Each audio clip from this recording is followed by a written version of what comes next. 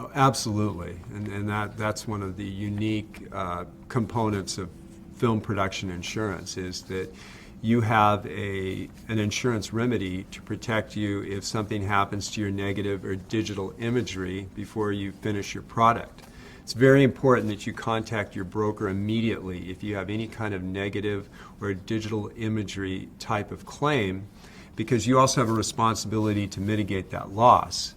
And they're immediately going to look for ways and opportunities to reshoot any kind of damaged footage. They're also going to want to go out and view it.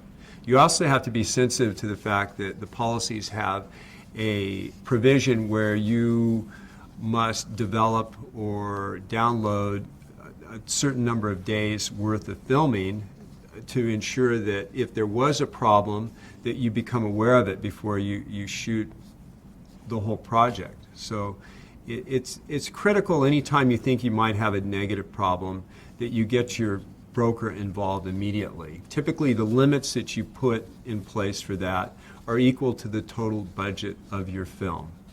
And then again, there can also be a deductible that you may be responsible for in the event that you do have a claim.